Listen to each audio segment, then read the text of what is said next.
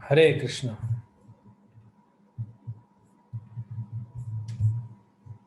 तो हमारा सेशन है द गेम ऑफ लाइफ। ये जीवन एक खेल की तरह है, लेकिन इसको समझना चाहिए। खेल की तरह उड़ा नहीं देना है इसको, जीवन को व्यर्थ में नहीं गंवाना है। It's a serious thing. ये बहुत ही गंभीर चीज है। अब जीवन देखिए, जीवन का खेल कैसे खेलना है, क्योंकि ये जीवन और मृत्यु का खेल है। आपने सुना होगा बहुत सारे खेल जीवन और मृत्यु के हैं, लेकिन ये खेल जीवन और मृत्यु तक सीमित नहीं है। ये खेल पहले से आ रहा है और आगे जाएगा। ये जीवन जो है वो तो एक सीमित है, बट उसके बाद भी ये खेल जाएगा, इसके पहले भी था।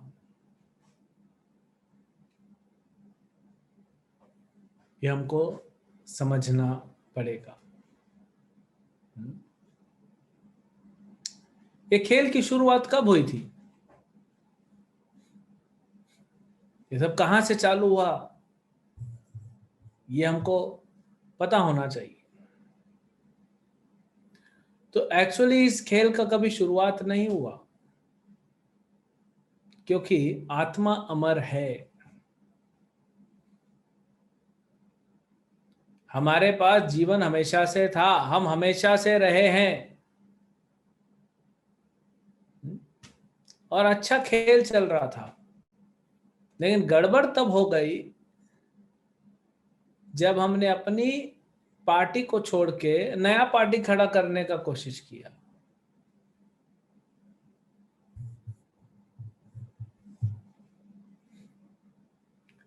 हमारी जो पेरेंट पार्टी है, भगवान कृष्ण का संसार। कृष्ण रे संसार छड़ी करी अनाचार। कृष्ण के संसार को छोड़ के यहाँ इस संसार में अपना संसार बनाने लगे, और वही अनाचार हो गया, वही सब गड़बड़ हो गया। अब समझ रहे हैं? ये खेल बहुत शुरू से चल रहा है, यानी कोई कोई शुरुआत नहीं है, खेल चला आ रहा है। तकलीफ तब हो गई जब हमने कृष्ण की पार्टी को छोड़ दिया, हम अपनी पार्टी बनाएंगे।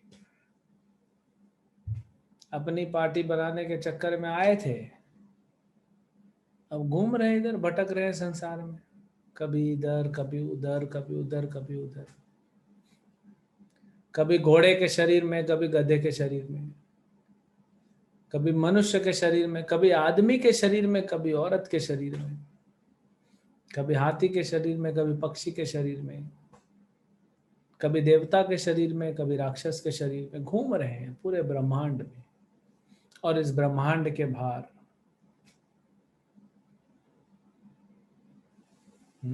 तो ये उस समय की बात है जब हमने सोचा कि मैं भी भगवान बन सकता हूं, मैं भी भगवान बनना चाहता हूं। ये इच्छा ने हमको ले डुबाया।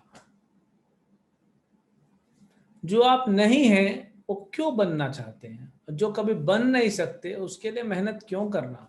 सीट खाली नहीं है। पूरी सृष्टि में एक ही भगवान है, सीट खाली नहीं है, न कभी होने वाली है। अगर आपको आनंद चाहिए मिल जाएगा, सुख चाहिए मिल जाएगा, परम आनंद मिलेगा ना, भगवान देंगे आपको।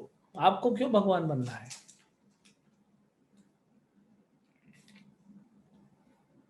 हमको भगवान बनने की जरूरत नहीं है, हमको सब मिल जाएगा। तो हमने जब भगवान की पार्टी छोड़ी, भगवान का संसार छोड़ा, इस संसार में आ गए। ये संसार हमारे लिए बनाया गया। एक एग्जाम्पल लेते हैं उसका कंपैरिजन में। बम्बई शहर, हम अभी बम्बई में बैठे हैं, हाँ, मुंबई शहर है, उसमें एक जेल है। अभी तो घर घर जेल बना हुआ है, सब लॉकडाउन में अंदर है, लेकिन अभी थोड़ा ठीक है, थोड़ा बाहर जाते हैं। नहीं तो लॉकडाउन में सब बंद ही बंद है, सब जेल में ही है ऐसा लग रहा है। तो यहाँ पे एक जेल है। अब जेल के बाहर जो लोग रहते हैं, जेल के अंदर जो लोग रहते हैं, दोनों में फर्क है। दोनों ही भगवान के, यानी दोनों ही सरकार के जो है अंडर में है, सरकार दोनों को पाल रही है। ऐसा नहीं है कि जो जेल में है सरकार उसकी तरफ ध्यान नहीं दे रही है, सरकार उसको भी ध्यान दे रही है। खाना पीना, उसको सेवा में लगाना, ये सब करा जा रहा है। लेकिन उसके ऊपर एक बंधन है, वो जेल के अंदर तो घूम सकता है लेकिन बाहर नहीं जा सकता, जेलर जाने नहीं देगा। कब जा पाएगा? जब उसमें सुधार हो जाएगा, तब वो जा पाएगा। तो वैसे ही हम इस संसार में आ गए हैं, अपने घर को या फिर कृष्ण के संसार को छोड़ के हम यहां आ गए हैं। ये जेल है, इस जेल में तो घूम सकते हैं, लेकिन इस जेल के बाहर नहीं जा पा रहे हम। क्यों नहीं जा पा रहे हैं? ये जेल की जेलर कौन है? दुर्गा देवी। दुर्ग मतलब किला, ये किला है, और इसकी जो इंचार्ज है वो है दुर्गा। वो जाने नहीं देगी ना हमको। जब तक हमारे में सुधार नहीं हो जाता, जब तक हम एंट्रेंस क्लियर नहीं कर सकते, तब तक हम कॉलेज में जा सकते हैं क्या? नहीं जा सकते। तो आपको एंट्रेंस क्लियर करना पड़ेगा, उसके लिए तैयारी करनी पड़ेगी। तो हम इस जेल से निकलना है, तो उसके लिए हमको तैयारी करनी पड़ेगी, सुधार लाना पड़ेगा अपनी चेतना में। अब ये जो है, ये खेल का नियम किसने सेट किया? जिसने खेल बनाया, जिसने सृष्टि बनाई, उन्होंने सेट किया।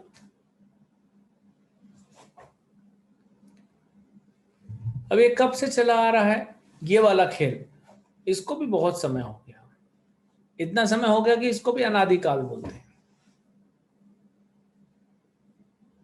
और हम हर जगह भटक के आ गए, कहीं से हमको ये जीतने का मौका ही नहीं मिल रहा, हर बार हार जा रहे हैं हम।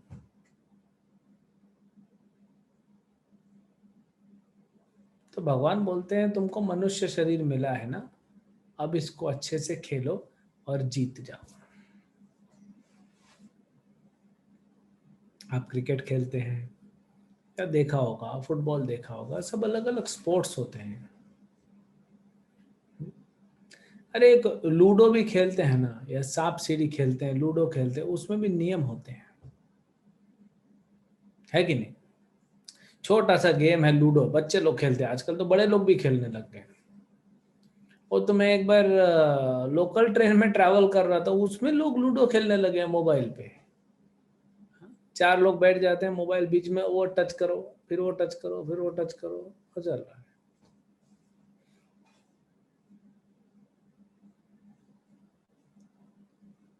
तो उसके भी नियम होते हैं, उसके भी चलने के नियम होते हैं।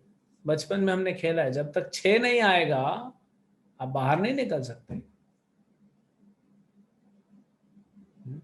और हमेशा डर लगा रहता है, पीछे से कोई आके आके पीछे से आपको आउट ना कर दे, फिर अंदर चले जाओगे, फिर जब 6 आएगा बाहर निकलोगे।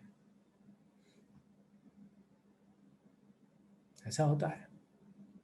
तो एक छोटे से खेल में इतने नियम होते हैं, तो जीवन के खेल में भी नियम होंगे, बिना नियम के कैसे चलेगा? हम इस जीवन के खेल को बिना नियम के चलाना चाहते हैं, अपनी मन मर्जी से चलाना चाहते हैं, और दुख भुगत रहे हैं और परेशान हो रहे हैं। इससे अच्छा है कि पता करें कि क्या ये नियम है। जब उसको पता करेंगे तो हमको ये रियलाइज होगा कि ये तो बहुत सरल है, कठिन नहीं है। कठिन तो ये है कि हम अभी भी जेल में हैं, एक के बाद एक के बाद कंटिन्यूअसली, निरंतर, लगातार हमारे ऊपर अटैक हो रहा है। किन चीजों का अटैक हो रहा है? अलग अलग बीमारियों का अटैक हो रहा है, बुढ़ापे का अटैक हो रहा है। आज तो 25 साल 30 साल आदमी बूढ़ा हो जा रहा है। कमर में दर्द, गर्दन में दर्द, चश्मे लग जा रहे हैं। आजकल तो बच्चों को चश्मे लग जा रहे हैं। बच्चे चश्मा पहन रहे हैं। मतलब क्या है? आंख खराब हो गई, बुढ़ापा नहीं तो क्या है? घुटनों में दर्द। अभी हमने देखा virus alpha, beta, gamma, theta, अभी डेल्टा, अभी और पता नहीं कौन कौन आएगा। उसका भाई बहन मौसी मौसा सबको लेके आया है लगता है इस बार। हर बार देखो गर्मियों की छुट्टियों में ही आता है, एटलीस्ट इंडिया में तो।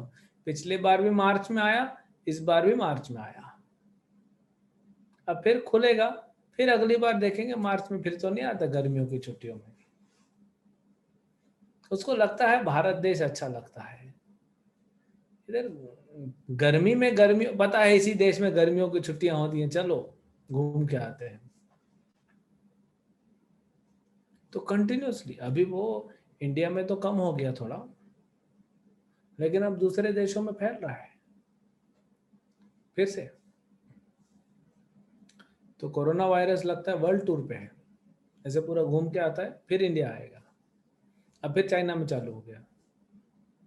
तो क्यों हो रहा है ऐसा? हर खेल में ना एक पेनल्टी होती है। फुटबॉल में पेनल्टी होती है, क्रिकेट में पेनल्टी होती है, सब जगह पेनल्टी होती है। तो ये पेनल्टी हम भर रहे हैं। क्यों पेनल्टी भर रहे हैं? हमने कुछ गड़बड़ किया तभी ना पेनल्टी भर रहे हैं। नहीं तो क्यों भरते पेनल्टी? ये कोरोना में भी देखिए, हर किसी को दुख नहीं मिला, कुछ लोग को सुख भी मिला है।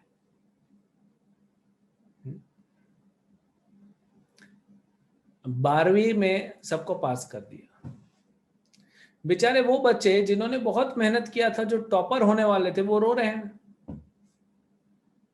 और जिन लोग को यही नहीं था कि पास होगा क्या, अरे हमारा लड़का पास होगा तो मोहल्ले में मिठाई बांटेंगे, पास बस हो जाए, वो पास हो गया, उसके लिए तो जैकपॉट है। वो तो कोरोना की मूर्ति लगा के अगरबत्ती जलाएगा।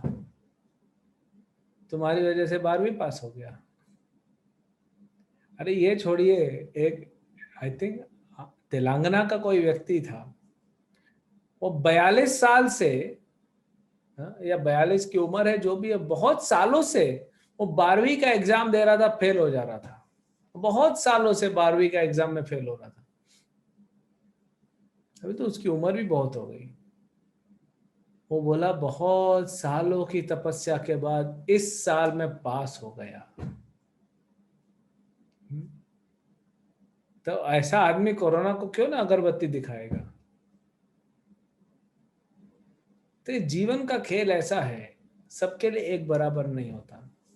जो ऑनलाइन बिजनेस वाले हैं, अमेजन, फ्लिपकार्ट, डी मार्ट, ये मार्ट, फेसबुक, जूम, यूट्यूब, कितना पैसा कमाया, हिसाब किताब नहीं, इतना कमा लिया उन्होंने, करोड़ों करोड़ों रुपए कमाए। इनका पूरा बिजनेस ही ऑनलाइन है। लेकिन जो लोग दुकान चलाते हैं उनके दुकान बंद हो रहे हैं। दुकान खुलेगा भी तो भी उनके पास कस्टमर आएगा नहीं, ऑनलाइन मंगा लेगा घर पे, क्यों जाएगा बाहर? बारिश में, फिर कोरोना वायरस में क्यों बाहर जाएगा? वो बात अलग है, घूमने के लिए लोग जाएंगे बाहर, घर में ज्यादा दिन बैठ नहीं सकते। तो ये खेल ऐसा है जीवन का कि हर समय सबके लिए एक बराबर नहीं होता, लेकिन सबको कोई ना कोई दुख सता रहा है।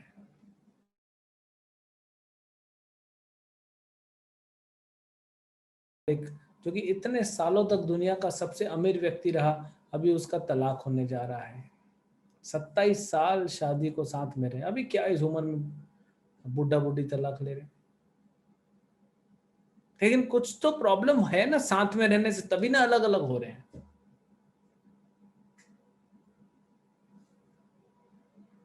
तो ये संसार में कभी किसी का नुकसान कभी फायदा, लेकिन सबके लिए इस संसार में एक वस्तु कॉमन है, वो है दुख। तो भगवान कहते ही हैं दुखालयम शाश्वतम,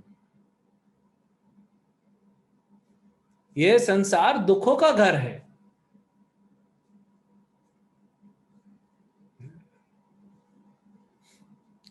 अभी बहुत बारिश हुआ कुछ जगह पे, है ना, बहुत ज्यादा बारिश हुआ, कलकत्ता तरफ हुआ, इधर बॉम्बे में बारिश हुआ, कंटिन्यूअस बारिश हुआ, रोड पूरे नदियां बन गई हैं।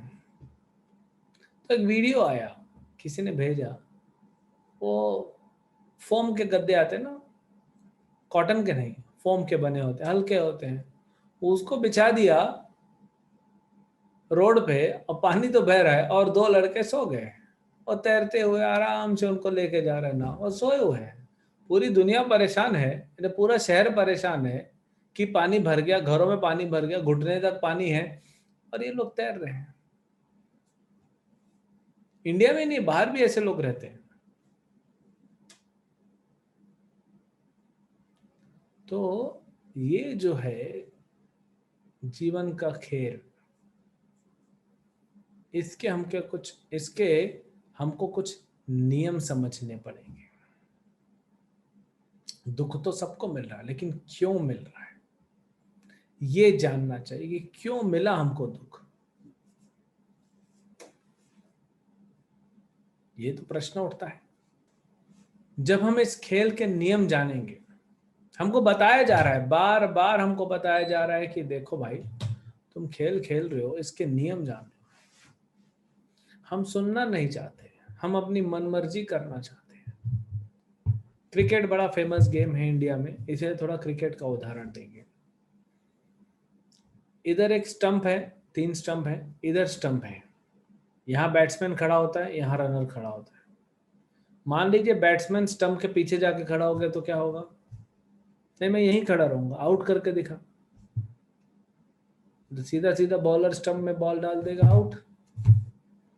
वो थोड़ी ना नियम चेंज कर सकता है, नियम बनाने वाला अलग होता है। तो वैसे ही इस सृष्टि को चलाने के लिए भगवान ने कुछ नियम बनाए हैं, सृष्टि को कुछ नियम बनाए, हमारे जीवन के लिए नियम है। हम जैसे फंस गए, जैसे अभिमन्यु था, अभिमन्यु को चक्रव्यूह में घुसना आता था, निकलना नहीं आता था।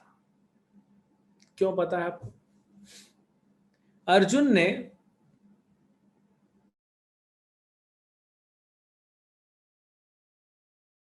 चक्रव्यूह में कैसे जाना है, हर किसी को आता नहीं है, बड़ा कॉम्प्लेक्स है चक्रव्यूह।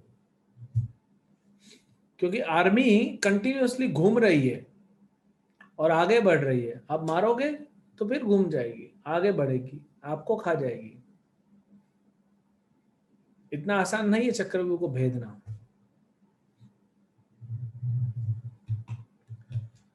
तो सुभद्रा माता सो गई, अभिमन्यु ने आधा सुन लिया, चक्रव्यूह में प्रवेश तो कर गया, लेकिन निकलना नहीं आया उसको, और अधर्म से उसको मार दिया गया।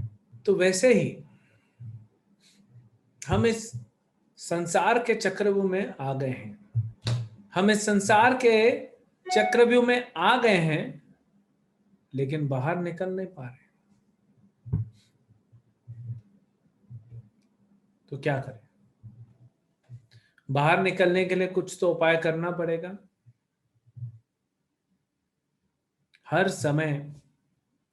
हर जीवन में हमारी मृत्यु हो रही है।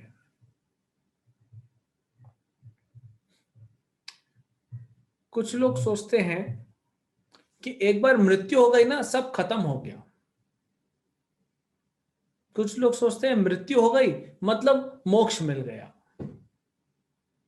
ये दोनों गलत है। मृत्यु के समय सब कुछ खत्म नहीं होता है। आपको दूसरा शरीर दिया जाता है, ये नियम है।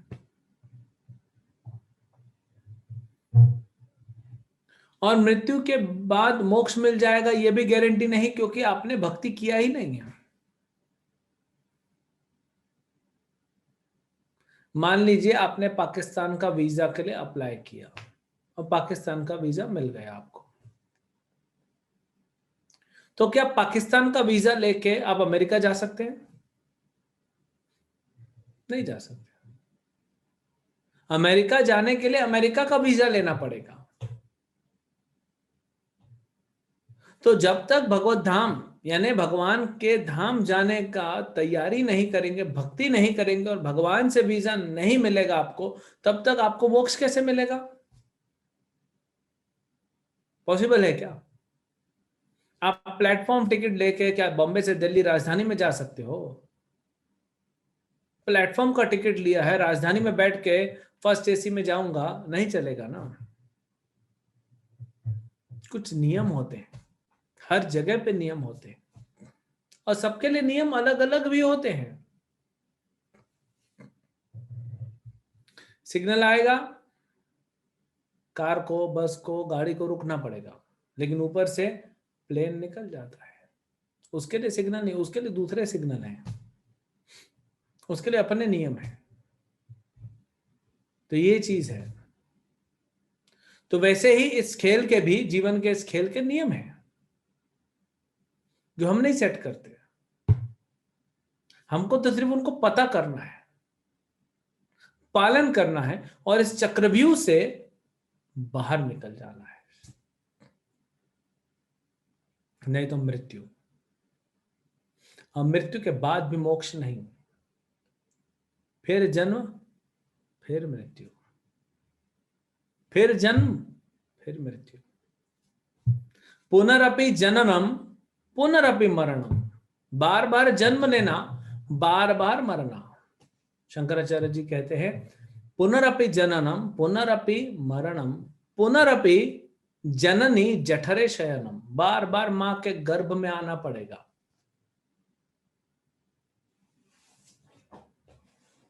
हमको बार बार मां के गर्भ में आना पड़ेगा।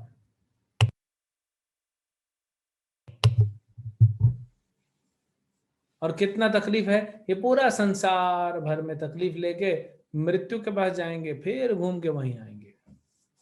सांप सीढ़ी खेले हैं ना, लूडो के पास सांप सीढ़ी होता है, एक तरफ लूडो होता है बचपन में ना, एक तरफ सांप सीढ़ी होता है, दोनों में ले लीजिए। सांप सीढ़ी में आप जाते हैं ऊपर सीढ़ी पकड़ के, सांप के पास पकड़ते हैं, सांप डस लेता है, नीचे आना पड़ता है।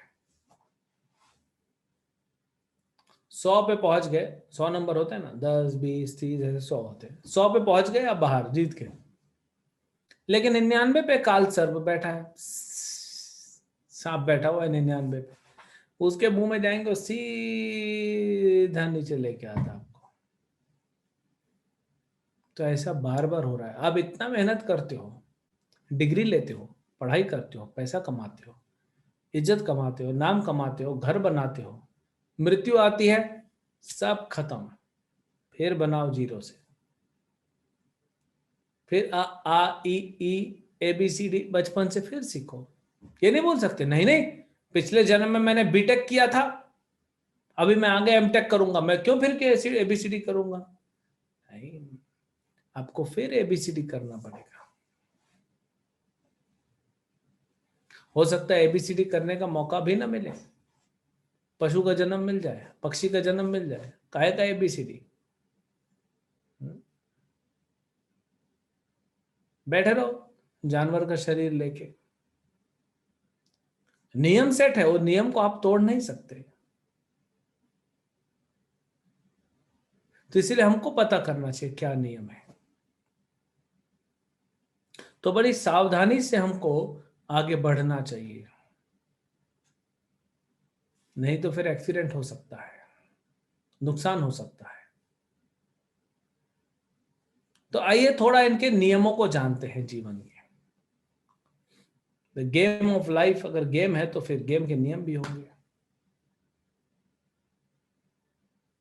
तो गेम का पहला नियम है, इस संसार में आपका कुछ भी नहीं है, आप यहां मेहमान हो, मेहमान की तरह रहो। और मेहमान मतलब दो चीजें, मतलब मेहमान किसी के घर में जाता है तो अपना वहां रहता खाता पीता है, लेकिन वहां की चीजें उसकी अपनी नहीं है, वो मेजबान की है। और दूसरा, मेहमान गया है तो उसको वापस भी निकलना है वहां से, ऐसा नहीं कि वहीं रह गया तो वहीं रह गया। आपके घर में कोई मेहमान आ जाए, हाँ, तो आपको प्रेम भी होगा, 2-4 दिन के बाद आप पूछ ही लोगे ना, कब जाओगे भाई। भले इतना रूखा नहीं पूछोगे, ओहो कितना अच्छा हुआ, कितने दिन बाद आप आए हो। हम्म, मेरी तो इच्छा है आप कम से कम 1 साल यहां पे रहो। और अंदर से क्या हो रहा है, हे प्रभु इसको जल्दी भगाओ। अब मान लीजिए उसने भी आपकी बात को सुन के बोल दिया, ठीक है मैं आया तो था 1 हफ्ते के लिए, आप बोल रहे हो तो 1 साल रुक ही जाता हूं। आप तो अपना सर पीट दोगे। तो मेहमान को वहां रहना नहीं चाहिए ज्यादा दिन, निकल जाना चाहिए। और जाते जाते ऐसा नहीं कि घर का सामान लेके चला गया। तो इस संसार में हम मेहमान हैं, इसलिए यहां कोई भी वस्तु हमारी नहीं है, ये पहला चीज। दूसरा, यहां से निकलना है, यहां ज्यादा रहोगे ना इज्जत नहीं होगी। कहा जाता है एक मेहमान के रूप में आप किसी के घर में ज्यादा दिन रहोगे ना, वहां इज्जत नहीं होती है। आपको एक स्टोरी सुनाते हैं। उड़ीसा में एक व्यक्ति था, उसकी 10 बेटियां थी। 4 बेटे थे और 10 बेटियां थी। तो 10 बेटियों का विवाह हो गया, चारों लड़कों का विवाह हो गया। अब इस व्यक्ति ने सोचा मैं बूढ़ा हो गया हूं, एक गेट टुगेदर कर लेते हैं पूरी फैमिली का, एक फोटो खिंचा लेते हैं, फैमिली फोटो, पता नहीं फिर कब मर जाऊं, उसके पहले गेट टुगेदर कर लेते हैं। तो चारों बेटे तो रह ही रहे हैं घर में, 10 बेटियों को बुलाया, 10 दामाद भी आए। अब दामाद आ गए, हो गया प्रोग्राम, गेट टुगेदर 1 हफ्ता हो गया, अब दामाद जा ही नहीं रहे। उनको भी अच्छा लग रहा है, फोगड़ में खाना पीना, सेवा बहुत होती है ना दामाद की ससुराल में। तो फिर ऐसे ही, फिर उसने पूछा आप लोग और रहिए, अच्छा है। फिर 2-3 लोग चले गए, उनको हिंट लग गया अभी जाने बोल रहे हैं, 2-3 लोग चले गए। मान लीजिए 3 लोग चले गए, 7 अभी भी रह गए। अब साथ में फिर कैसे जाएं, अब रोज उनको पनीर पूड़ी हलवा सब मिल रहा है। तो ये परेशान हो गया, अरे दामाद जा ही नहीं रहा है, ये सारे दामाद यहाँ रुक गए। तो इसने रसोइये को कहा कि कल से ना घी मत डालो और मिठाई बंद कर दो। तो घी बंद, मिठाई बंद। तो 2 और दामाद चले गए, अरे घी तो मिल नहीं रहा है, मीठा मिल नहीं रहा है, यहाँ रह के क्या फायदा, चलो अपने घर जाएंगे। 5 अभी भी रह गए, ये भी नहीं जा, फिर भी नहीं जा रहे हैं। उसके बाद इसने पूड़ी बंद करवा दी और पनीर वनीर महंगा सब्जी बंद करा दिया, सिंपल आलू का सब्जी, पतला दुआ दाल, और बासमती राइस नहीं सादा राइस दे दिया। और कुछ नहीं, ना पापड़ ना अचार ना सलाद ना चटनी, सब बंद। दाल, पतला, चावल और थोड़ा सब्जी आलू का। तो 5 में से 3 और चले गए, अब 2 अभी भी टिके हुए हैं। अब सब्जी भी बंद, फिर भी 2 टिके हुए हैं। चावल भी बंद, सिर्फ दाल का एक कटोरा मिल रहा है। तो एक चला गया, बोला अभी क्या सिर्फ दाल ही दे रहे लोग, ऐसा थोड़ी होता है, मैं जा रहा हूँ अपने घर, चला। अब एक जो है वो दाल पी के भी, पानी वाला दाल पी के भी घर में रह रहा है ससुराल, वो जा ही नहीं रहा है। तो बेटा, बाप ने सोचा, ये ससुर ने अपने बेटों को बुलाया, चारों को मीटिंग दिया सीक्रेट, तो क्या करे, जा नहीं रहा है, तो 6 महीना हो गया। तो सबने बैठ के स्कीम बनाई। क्या स्कीम बनाई? रात को जब वो सोया होगा उसके ऊपर कंबल डाल देंगे और खूब पिटाई करेंगे उसका, उसको पता नहीं पड़ेगा किसने पीट दिया, वो भाग जाएगा। तो वैसे ही हुआ, रात को 2 भाइयों ने कंबल डाल दिया और 2 भाई लेके आए लाठी, दे दनादन मारे जा रहे उसको। तब वो भागा उधर से। तो हम यहाँ मेहमान हैं, हम यहाँ बहुत लंबे समय तक रुके हुए हैं, इसीलिए हमको तकलीफ हो रहा है। हमको अपने घर जाना चाहिए अभी, और यहां से कुछ लेके नहीं जाना है, अलाउड नहीं है। तक आप यहाँ पे हो, कुछ चीजों, कुछ सामग्री का यूटिलाइजेशन कर सकते हो, आप यूटिलाइज कर सकते हो, उपयोग कर सकते हो, कुछ चीजों को लेके नहीं जा सकते, उसको हम लेके नहीं जा सकते। तब जाके आप अब इस तरीके से जाना चाहते हो, बेइज्जत होके, मार खा के? नहीं ना। फिर भी अगर तो जा नहीं पाएगा इधर से बाहर, एकमात्र रास्ता है भक्ति का।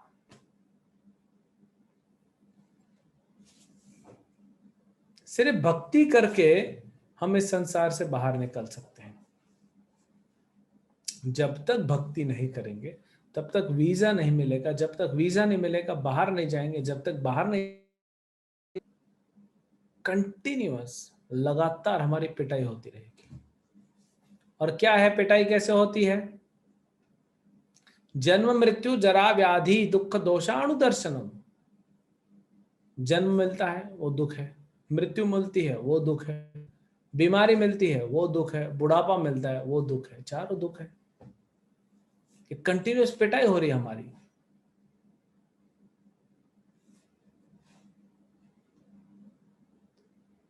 इससे बाहर निकलना है हमको। कैसे निकलेंगे? उसका एकमात्र रास्ता है भक्ति ना, कोई और उपाय नहीं उसका।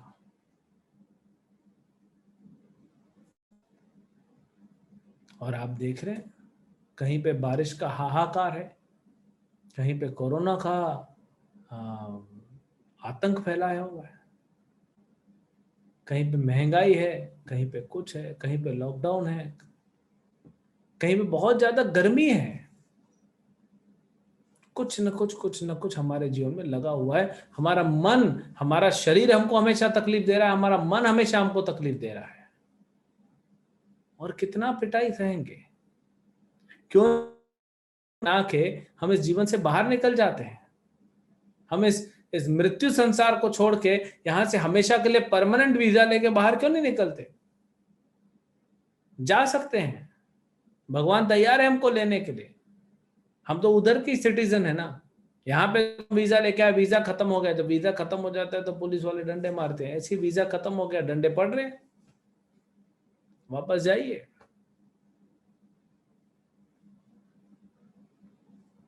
वो हमको समझना चाहिए। और एकमात्र इलाज है भक्ति। क्या है भक्ति के नियम? बड़े सरल नियम है। जितने नियम तो हम इस संसार में पालन कर रहे हैं ना, उससे अच्छे तो बहुत सरल, उससे बहुत ज्यादा सरल है भक्ति। लोगों को लगता है नहीं भक्ति कठिन है। अरे इस जीवन में, इस संसार में जीना सबसे कठिन है, भक्ति में क्या है? आपके पास जबान है, सबके पास, नहीं भी है तो उपाय है ना? तो उस जबान से आवाज निकलती है ना, बस वो आवाज हमको निकालनी है। अब कौन सी आवाज निकालनी है?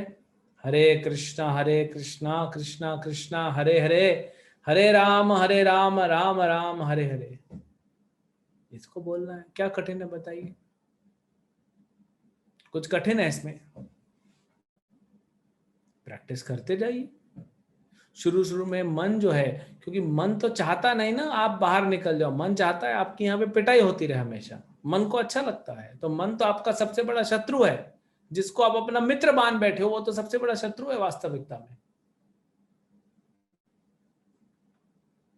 तो फिर मन की बात नहीं सुनना, ये हरे कृष्ण मंत्र जप करते रहना। और जवान का क्या काम होता है, जीवा का? खाने का। तो जो भी आप पका रहे हो, ठाकुर जी को भोग लगाओ, भगवान को भोग लगाओ, कौन मना करता है?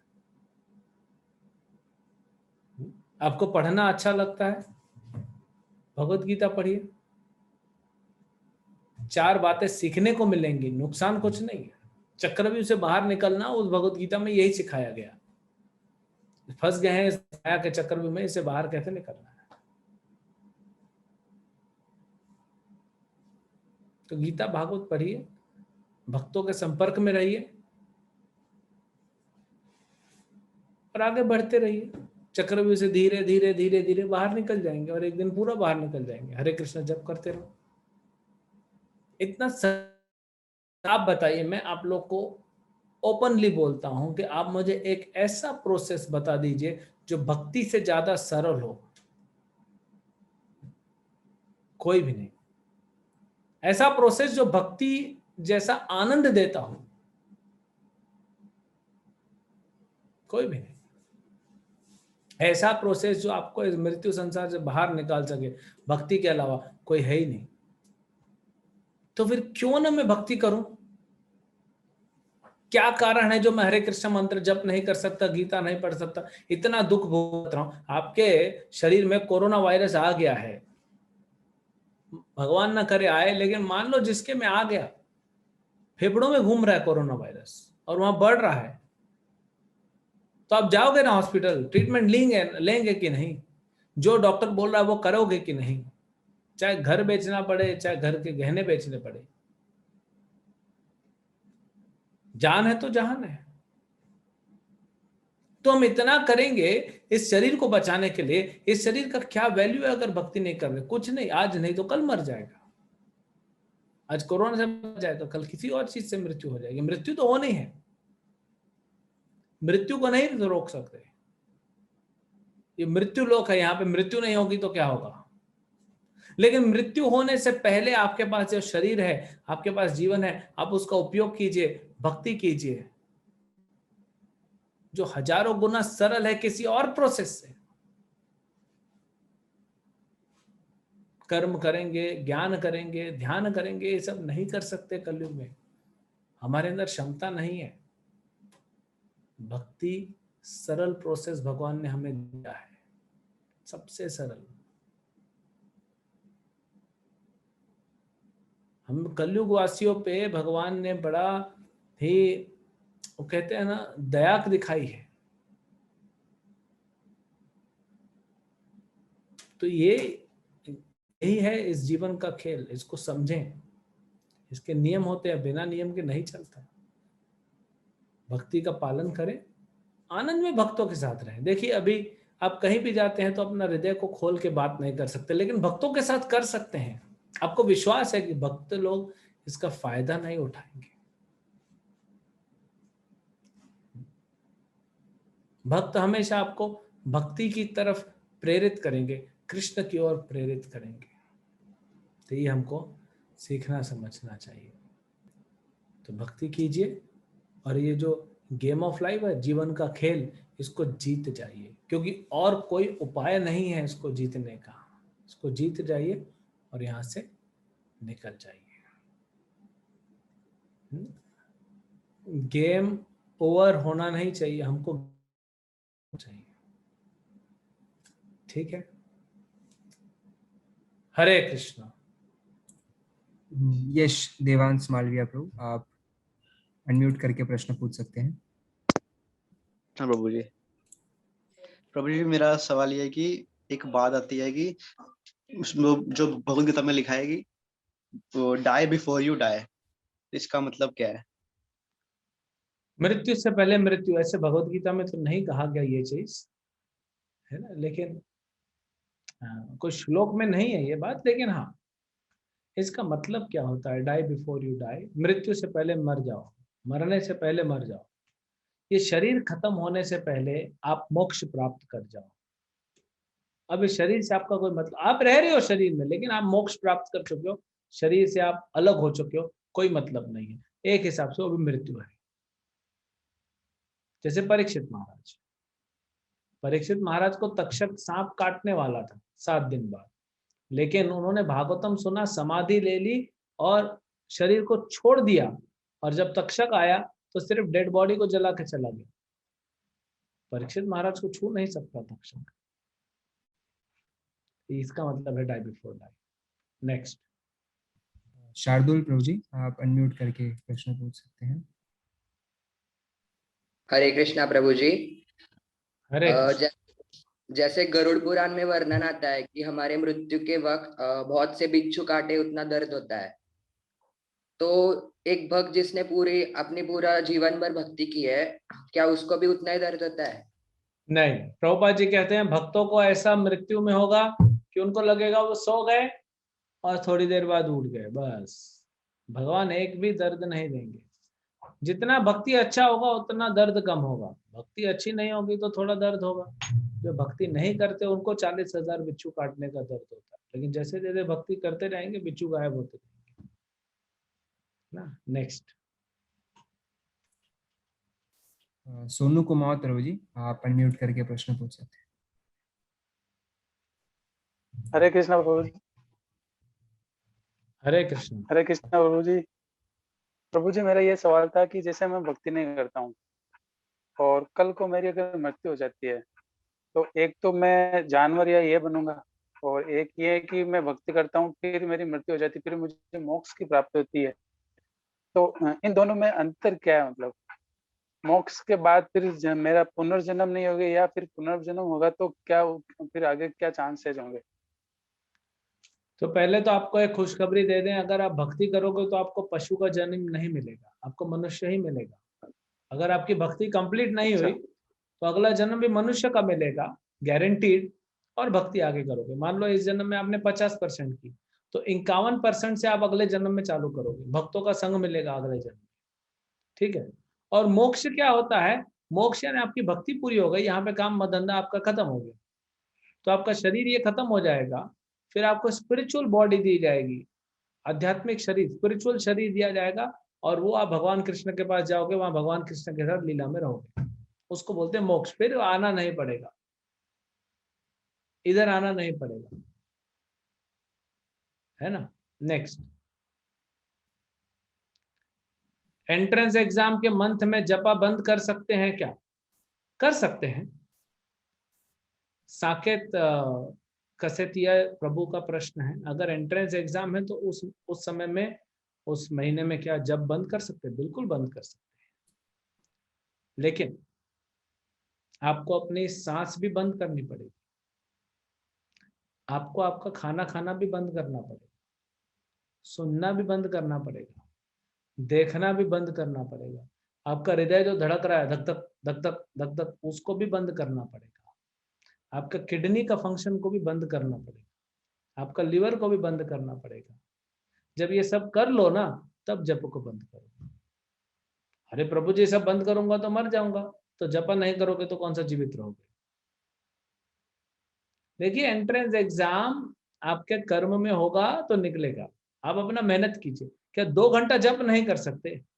24 घंटा पढ़ते हो, कौन है जो इतना पढ़ता है बताइए? 2 घंटा हम जप नहीं करेंगे तो पढ़ाई कैसे करेंगे? पढ़ाई करने के लिए मन को शांत रखना बहुत जरूरी है। मन कंट्रोल में नहीं है, इसलिए इधर उधर भाग रहा है। आप बुक लेके बैठे हो, मन भाग जाता है। बैठे हो 6 घंटा पढ़ने के लिए, प्रोडक्टिविटी कितनी है? 2 घंटे पढ़ाई की, 33%, 4 घंटा वेस्ट हो गया। क्यों वेस्ट हो गया? माइंड भाग गया। होता है कि नहीं? क्यों माइंड भाग गया? कंट्रोल नहीं। तो आप 2 घंटा जप करो, माइंड कंट्रोल में होगा, और बाकी दिन भर बैठ के पढ़ो ना, कौन मना करता है? बट जप नहीं छोड़ना, नहीं तो वैसे ही मृत्यु हो जाएगी, आध्यात्मिक मृत्यु। When people get to know all the knowledge of life and death, why still people get sad losing their loved one? आसक्ति। मणिपत राय का प्रश्न है कि हमको पता है जन्म मृत्यु दोनों होने वाली है, फिर भी हम रोते हैं, कोई अपना चला जाता है, क्योंकि हमारी आसक्ति है। ये कपड़ा है, पुराना कपड़ा है, मेरा ही पुराना कपड़ा है, लेकिन इससे अभी क्या मैं हाथ पोंछता हूँ, मुंह पोंछता हूँ, लेकिन ये गुम हो जाएगा ना तो मेरे को थोड़ा सा लगेगा ना, क्योंकि आसक्ति हो जाती है। कोई भी वस्तु से हम साथ में रहते आसक्ति हो जाती है, कोई भी व्यक्ति से साथ में रहेंगे तो आसक्ति हो जाएगी। तो ये आसक्ति के कारण हमको दुख मिलता है। हरे कृष्णा।